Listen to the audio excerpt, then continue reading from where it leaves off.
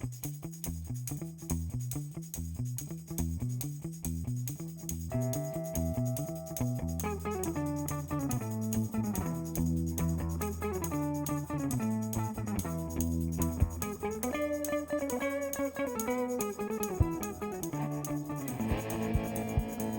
everyone, welcome back to the show. My name's Jordan Smith. Today, I am with Tom Arlidge. Tom, welcome to the show. Well, thanks for having me. Well, Tom, we've both been around the VIJHL for quite a while, and today we want to maybe look back at where the league came from and where it's heading. One of us a little longer than the other. Yeah, one of us definitely a little bit longer than the other. Yeah. But you've been around the league. When did you join the Victoria Cougars and start being part of the VI? The Cougars would have been 2001-2 season because my son played in 98 to 2000, which 2000-2001 season, with the Saanich Braves. So I was involved with them for 3 years, and then Gary Boyer, who is my buddy from when we were 5 and 6, he was the head coach and governor of the Cougars, asked me if I wanted to come on board after that, and I did, and been there ever since. So, yeah, you've definitely been around the league for quite a while. So Yeah. you have quite a bit of historical knowledge about the league. So Fair bit. why don't we take a look back at kind of where the VIJHL started? We'll see what we can find. Unfortunately, there's not a whole lot of statistical information and stuff available, although I do believe there is some available, and I'm trying to get a hold of a binder that might have a little more.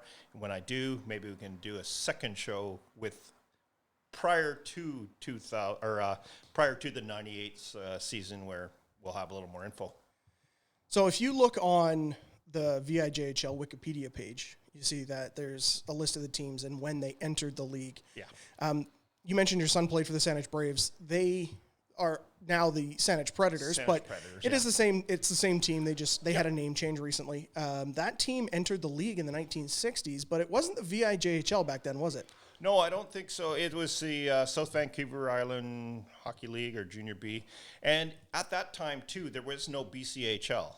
So the actual level of play back then was pretty high because you had all the guys who would normally have been playing in BCHL playing in Junior B. So it was a pretty competitive league back then. And I seem to recall 75 is when Saanich won the Cyclone Taylor Cup. So it was a whole different ball game. It was they're all being scouted by the Dub, which was around at that time. And now you look back at then the Carey Park Islanders entered the league in 1970, and then there was a few other teams that entered pretty early. The Comox Valley Glacier Kings in the early 90s. Yep. Campbell River a couple of years later. Oceanside in the early 90s as well. So a lot of these teams have they've endured, but there has been quite a few teams that haven't. Oh, there's been a lot come and go. In fact, I recall looking at some history, and there was Fuller Lake had a team. I think it was Fuller Lake Flyers. And that was just some old history that I'd seen, which was on the website, but it's not there anymore, so I can't tell you. But I do recall there was a player with 151 points in a season from Fuller Lake, which was different league at the time. But wow, that's a lot of points, really. Yeah, and the modern day stats and the historical stats are a little different because there wasn't an internet to keep track of hockey stats back then. So you look back, the Saanich Braves won the first 3 league titles, official league titles, which is the Brent Batterson Memorial Trophy. Mm-hmm. Then there was the Oak Bay Flyers, the Wanda Fuca Gulls, which neither one of those teams exists anymore. Yeah. And then the league has changed quite drastically from the early days into what we consider modern VIJHL hockey. Right. Well, I was kind of around for the transition. So that's kind of where, in 98, when my son played for Saanich, it was a lot more of the jungle back then. And I think prior to that, for probably a number of years, it was as well. But that was kind of the start of the change, was around then. Campbell River, you said Comox came in 93, I think you said. And then Campbell River was in 97. there was a fellow named Ed Kingston, who I believe coached the Comox team for a year or two, and then he actually started up the Campbell River team. And Ed was a real hockey guy, had a lot of connections, and he was kind of the first island team to really do a lot of scouting. He actually had players from Quebec come and play back then, and that was like most of the people had guys who were local. They didn't have anybody from out of town much. There wasn't a whole lot of billeting going on or anything like that. So it was more along the lines of when the kids who are local get old enough, that's where they go play. So the not to say that the level of play wasn't high, but there was, definitely the bottom end was a lot lower than it is now, for sure. And that Campbell River team was, I'd probably give them credit for really shifting the league into a credible hockey league that it is now.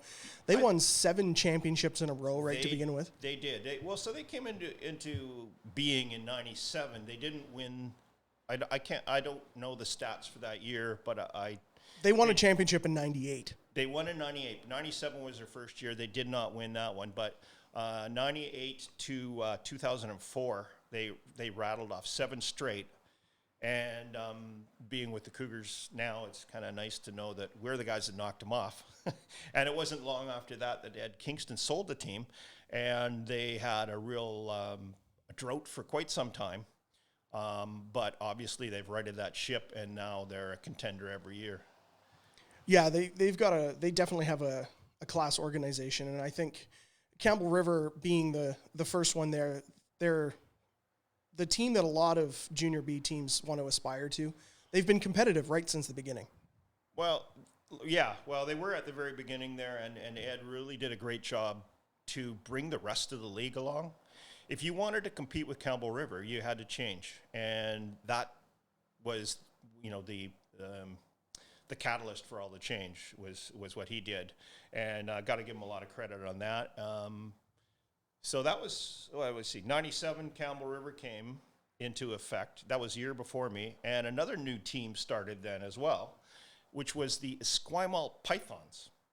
And everybody's going to go like, who the heck are they? Well, the Esquimalt Pythons the following year moved to Peninsula out at the Panorama Leisure Center and became the Peninsula Pythons. And then the following year, it was Mark Wagstaff, who owned the Salsa at the time, bought that team and changed the name to the Panthers, and that's how the Panthers originated. Yeah, and there was, I know a lot of people look at that and go think, hey, wait a minute, the Panthers have been around longer than that. But it's actually a separate organization, wasn't it?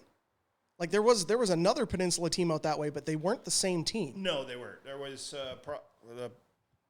probably one connected with their minor hockey. Because I think they were originally the Peninsula Eagles in the 80s. And that's the name of the minor hockey out there.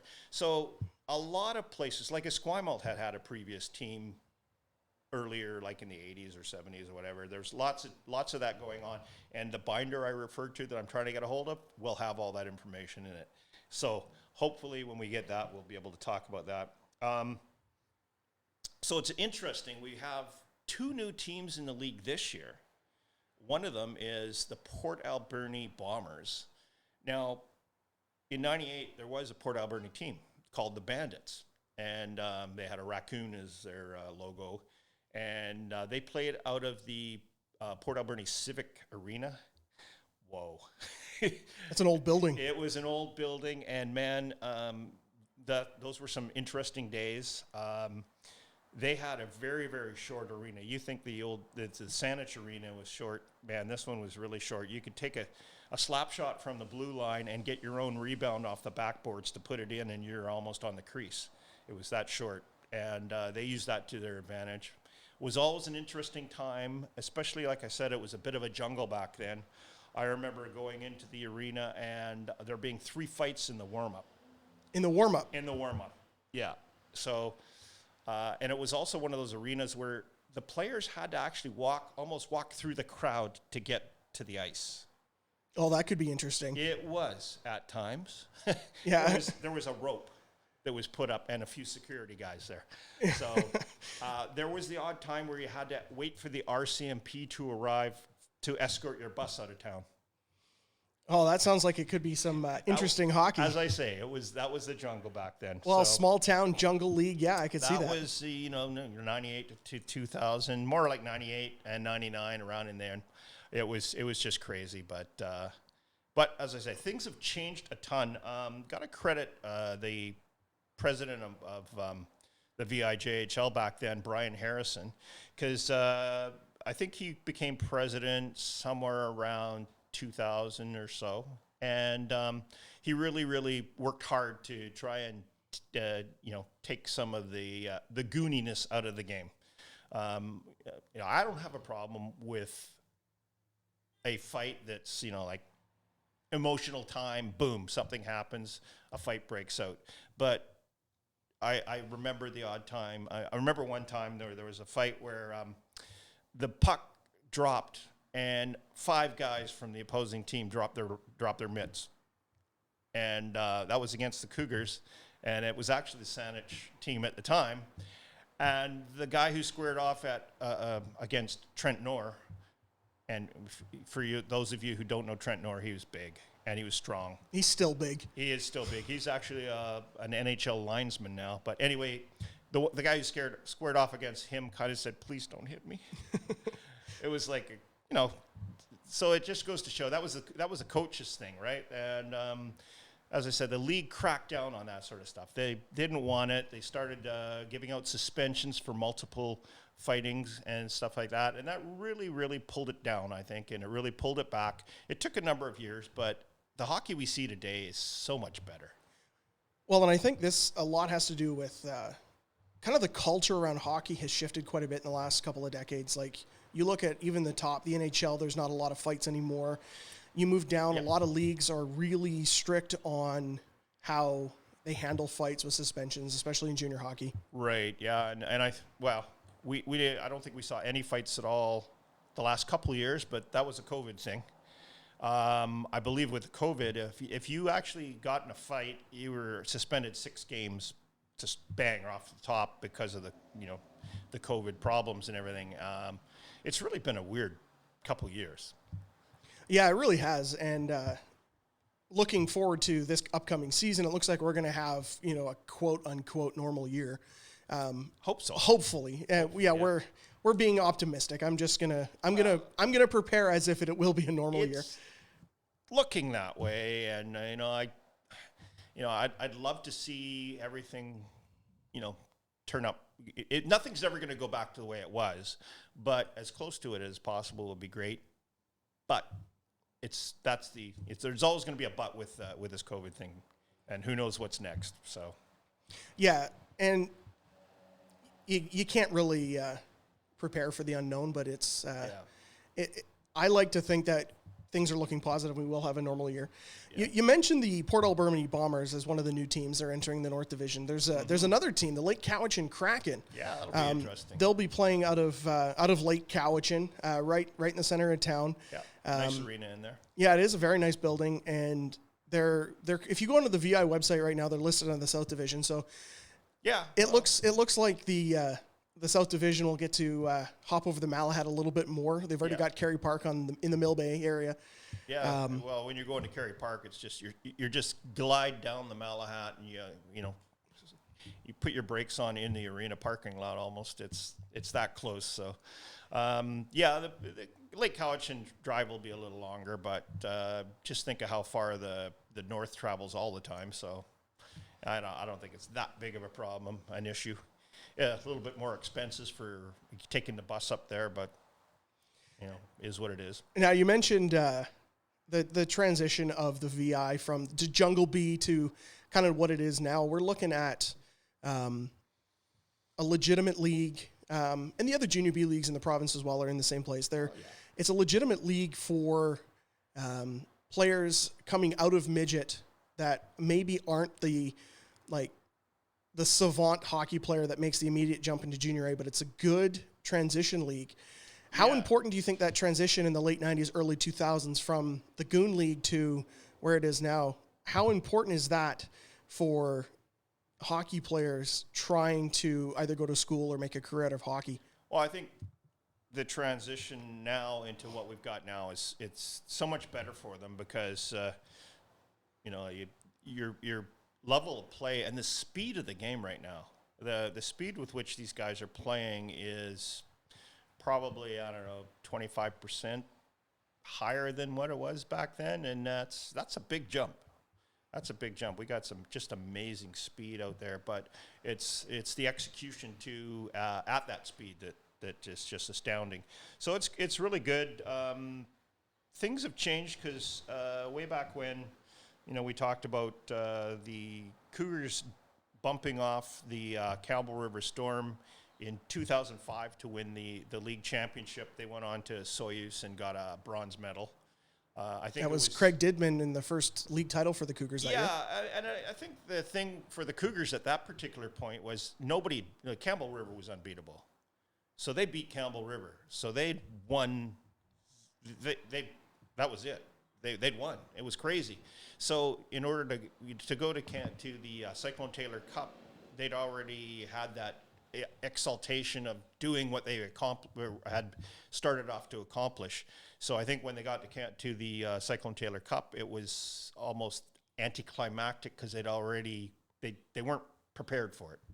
So not to say that the other teams weren't maybe better anyway. There was a very, very good team there from the Kootenays, and I can't remember who it was, but they were really good. Anyway, getting back to that, the reason I brought that up is because the guy who scored the game-winning goal for the Cougars to give them the championship was a guy named Gary Nunn, who was super fast and was 15. So that was back when you were allowed to have 15-year-olds. You could have as many 16-year-olds as you wanted, 15, 16 were allowed to play. Then things changed, and you're only allowed 2 16-year-olds now. That's it. So I think what it was is there was too much of a drain on the major midget program. So Hockey BC came in and said, no, we can't do this anymore. You're ruining the program. We need this to develop players, and rightly so. I think it's sometimes there are players that can make it at that age, but it's probably better to get a little more seasoned in the midget program for one more year for them. Well, you're looking at a 16-year-old and a 20-year-old is the difference between boys and men.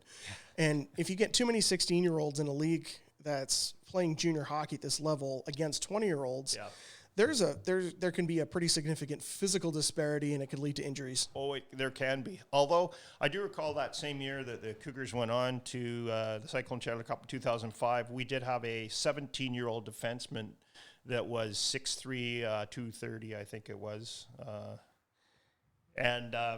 So he was amazing, but yeah. Yeah, there was a couple of players. There's always the anomalies, but you can name drop if you want. Oh well, Bane Pettinger was his name, and his brother actually went on to play in the NHL, but Bane actually became one of the directors up in Hockey Canada, and now I believe he's a player agent. So.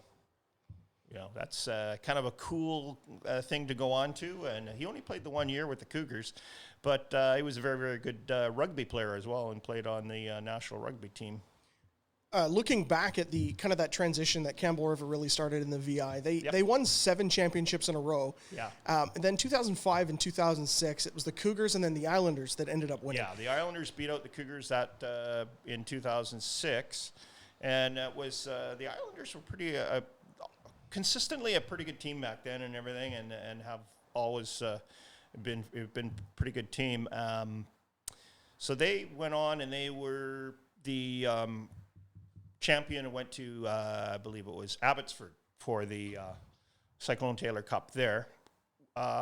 Myself and a few other of the executive from the Victoria Cougars went to see what it was like because we were hosting the Cyclone Taylor the following year. And we ended up trying to think here. Yeah, the following year we hosted it, and we that was 2007. 2007, yeah, and we won the Cyclone Taylor Cup, and it was a tough blow for the Kerry Park Islanders, because it was a weird round robin format, and there was presented ahead of time how exactly it worked, and I can't remember how it was, but what happened was the Cougars lost to the Islanders in the round robin, but beat the other two teams.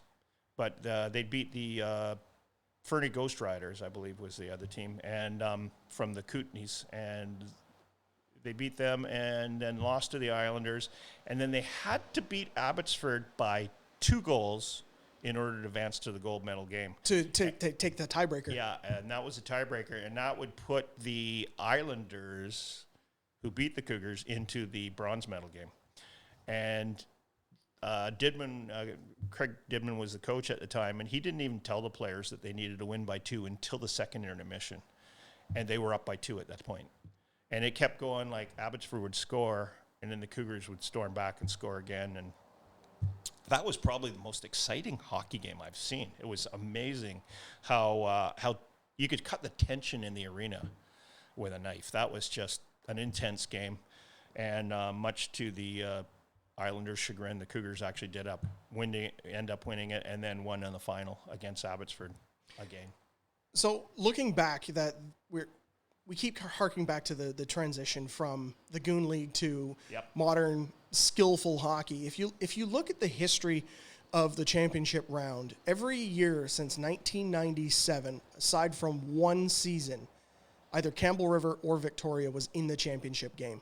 Yeah. And the only season that one of those two teams wasn't in the title game was in 2010 when Peninsula beat Comox for the Brent Patterson Trophy. So those two teams have kind of led the league to this resurgence. And I think we've seen a lot more skill develop in the last couple of years. Obviously, the pandemic kind of threw the brakes on that, but we were seeing really talented teams. Peninsula had arguably one of the best lines I've seen in a decade. Oh, yeah. Those 3 players were absolutely fantastic. Saanich, now the Saanich Predators, they had a really solid team.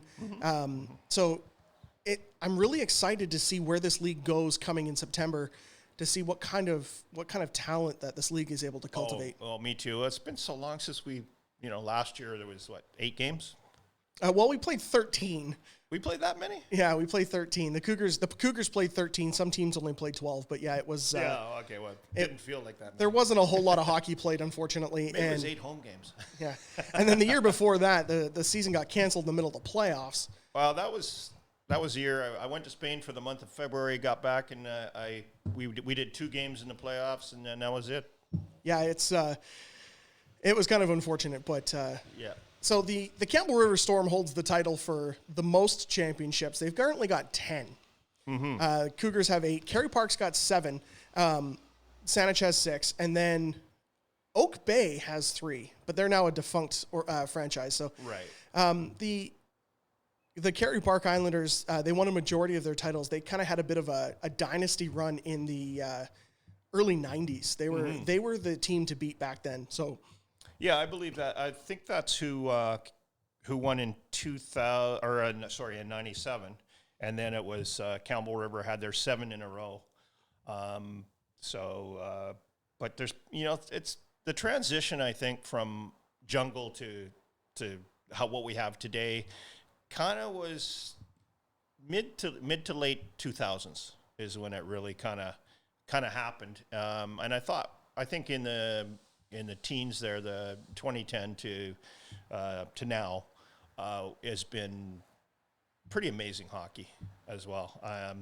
Not to say that back even when it was jungle, there wasn't some very good players and some amazing plays. It's just to give you an example, in 2000, when my son was playing for the Braves, the very first game they played in Campbell River, there was 11 fights in the game. That sounds like my kind of hockey. Well, that sounds like your kind of hockey. And hey, I was never very good at hockey, so I needed to be good at something. Unfortunately, my son was in the first fight, but all right. I don't blame him. He got cross-checked in the mouth and broke his front tooth. Oh well, there's the dental bill. You probably would have been on the ice too. Well, yeah. Had I known it was broken, but yeah. Yeah. But anyway, that was kind of a good transition. I was looking back here. So in 98, when I kind of came in, there was the 8 teams. There was the Storm, Glacier Kings, the Parksville Generals. They hadn't been called Oceanside yet. Port Alberni Bandits, Kerry Park Islanders, Saanich Braves, Victoria Cougars, and Peninsula Pythons that year. Next year, they became the Panthers. And at that time, the Victoria Cougars were playing out of the Oak Bay Arena. Mm-hmm. They didn't move into Esquimalt until probably about 2002, I think. Yeah, it was before I started watching the Cougars myself. Like my brother played for the Cougars before I started working with the Cougars, and by that time they were well into the Archie Browning Arena. So it was it was around he then. Definitely was one of my favorite players. I love players that throw big body checks, and I remember one game against Peninsula, he threw 17. Yeah, sounds like something he'd do. Yeah. Anyway, getting back to the fact, I mentioned about Port Alberni Bandits. Now, they left the league in 2000, which was when the Bulldogs Junior A team came in. I can't remember where they came from, but Chilliwack, maybe?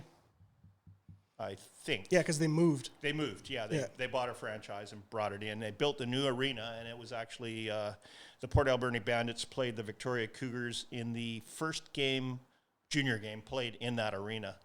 And at the end of that season, the Bandits folded. And then it was a year with 7 teams, and then the following season, the Souk Stingers came in. Now, the Souk Stingers they may go down in infamy as having the worst record ever. They did not do well. So they were about 3 or 4 years in the league. Then they had 1 year hiatus and moved to Juan de Fuca, and they were the Juan de Fuca Stingers. Well, actually, they moved into they moved into, it was then called Bear Mountain Arena. It's now the Q Center, and that's where the West Shore Wolves play. Center. Yeah, and well, that's what happened. The Souk Stingers had that year hiatus, then the team was purchased and renamed West Shore Wolves. So the Souk Stingers. I remember watching them play. It was a special kind of bad. Yeah, it was. You felt bad for. I felt bad for the players. Yeah, it was brutal. I think they didn't win. I don't think they won a single game their first season, or maybe one. The first season, I think they might have. Like I say, we used to have all these records readily available, but they're hard to get now. Anyway, they just did not have very good seasons. I mean, they had some really good players. They had some really good goalies and stuff like that. I don't know if you probably don't remember because you're too young, but there used to be a guy that played for the Victoria Cougars dub team, Steve Passmore, and he had these phenomenal records for the most shots faced when he played for a not very good WHL Victoria Cougars team. He got traded to Kamloops, sorry. And ended up winning, I believe he might have won the Memorial Cup that year. But a phenomenal goalie, and I guess that's what happens when you play for a bad team and you're a goalie. Either you sink or swim. You don't get a lot of wins, but if your save percentage is half decent, it really shows you how to play. So. Yeah, and there's the Stingers organization. Obviously, it was unfortunate for the league as a whole and the players that went through that, but we did get the West Shore Wolves organization out of it eventually. Yeah. And they've been a great organization. They've elevated the play of the league. Mm-hmm. They've been fun to watch. They're out of the Q Center now. Yeah, they're one of those teams that they're just on the cusp. They're just they're a good team, but just on the cusp of kind of maybe winning a championship. We talked about the Peninsula Panthers, and they've gone through. Well, there was Pythons, then they weren't very good as Pythons. There was a so-so team, then it became the Panthers, and they still were not so good to start with. Mark Wagstaff, I think he hired Pete Zabriskie as a coach. I can't remember now. I coach or a, do you want to coach it? I think Pete had talked to him. Well, how about I buy you out? And so he bought him out and then coached the team for a while and really brought in a lot of good young talent, which was great. And the rival between the Victoria Cougars and the Peninsula Panthers through the, probably 2007, 8 up till now has been pretty intense. It's one of those rivalries that seems to endure past the players that play for the team. Oh, yeah. Because a junior hockey player's lifespan for a team is 2 or 3 seasons tops. Yeah. And maybe 4, but yeah. And it seems like those two teams hate each other regardless of who's on the team. Well, you know what's really funny is they were doing a podcast. And I listened to one of the podcasts, and they had, what's his name, Crawford, Evan Crawford, who played for the Cougars. And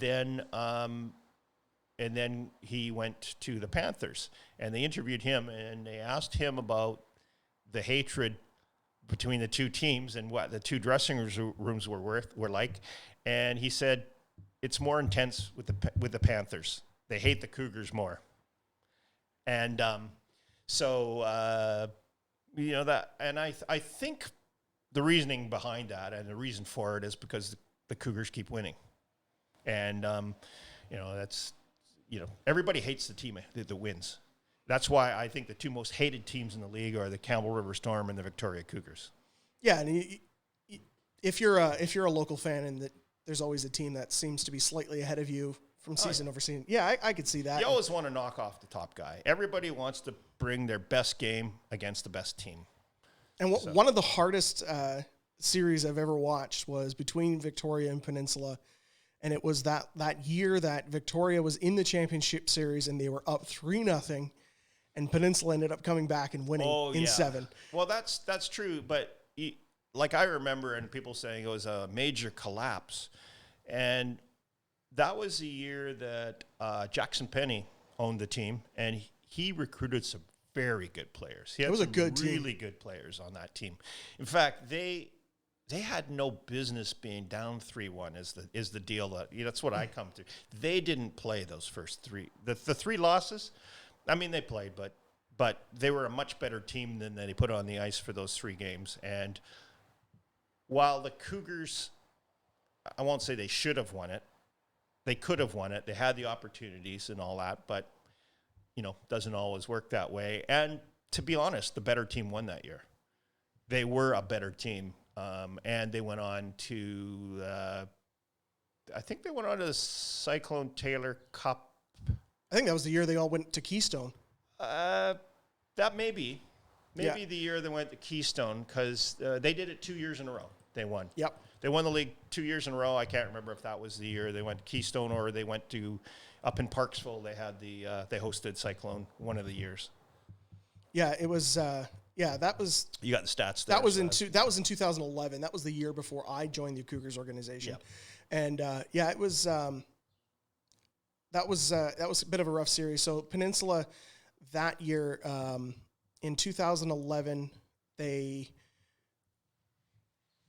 2011 they won the Cyclone Taylor Cup. They did win the Cyclone Taylor Cup that year. They won in 7 games against the Cougars in the final. Oh, okay. And then so they did go on to Keystone that year. Yeah, it was Cold Lake, Alberta, maybe.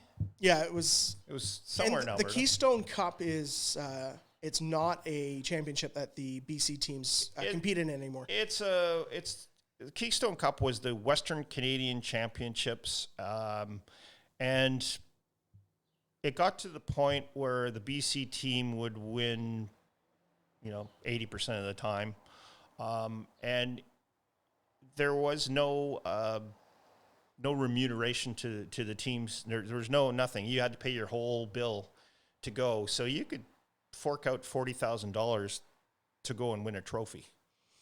That's a lot of money and it really wasn't very prestigious. In fact, the Cyclone Taylor Cup tournament is better run, and the competition's much tighter. So it was almost like anticlimactic is what happened there. And I believe that's why a lot of the teams pulled out. I mean, it's nice to go and win a championship for Western Canada, but to blow your budget for 3 years, it's crazy. Well, not your whole budget, but I mean, that's a lot of money to put out for something that really doesn't stand for a whole lot. And one thing about that tournament is, as you start going a little bit further east, the rules for Junior B seem to change a little bit. There's a couple leagues that allow 21-year-olds. Yep.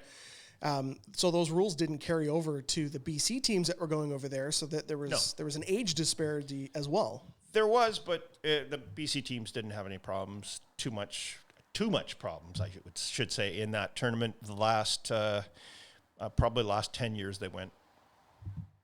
And, interesting, the Campbell River Storm, they went to the Keystone Cup and won it.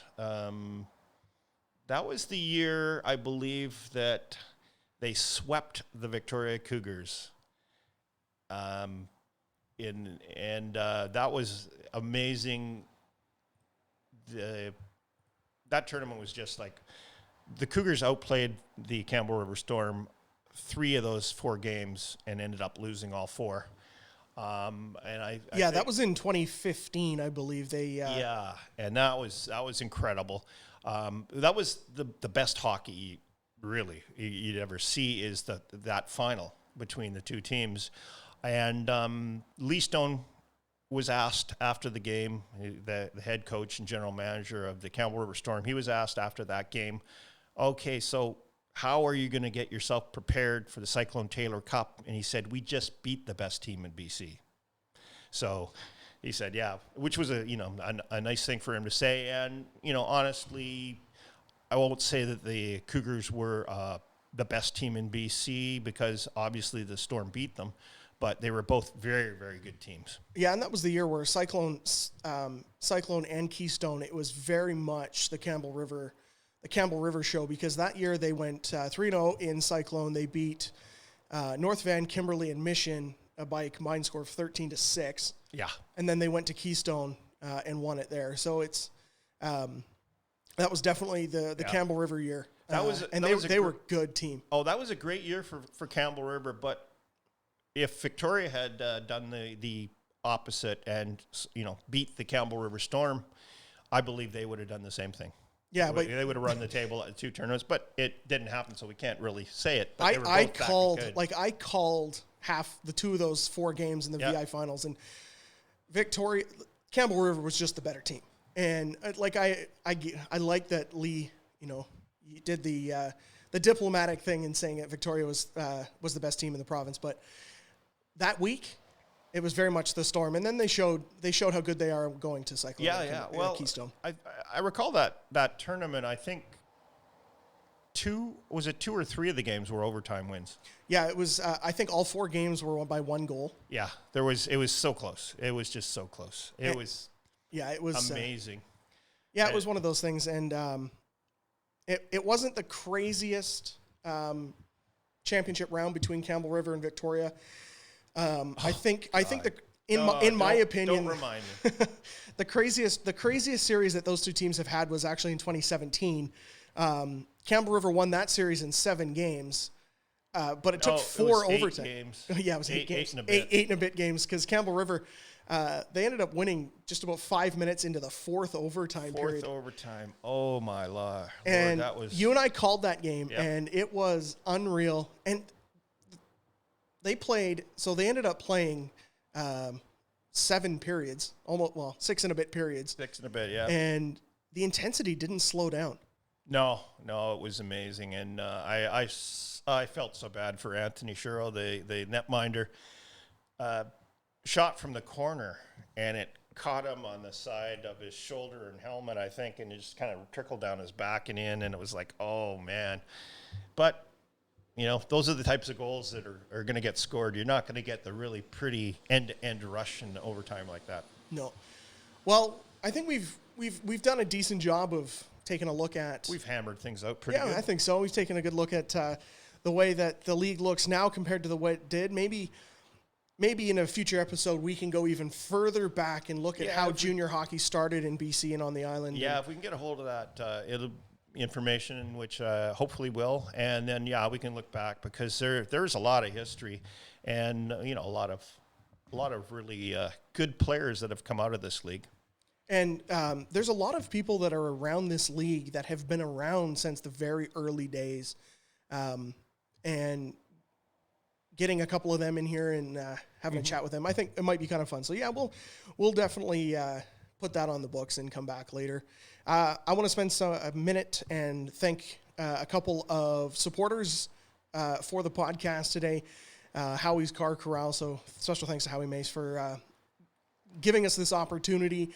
Galaxy Motors giving us the office space to be able to set up, because with the pandemic, it's really hard to find any sort of community space that people will let you in, because for obvious reasons, and Galaxy had the open space that wasn't being used. So special thanks to them.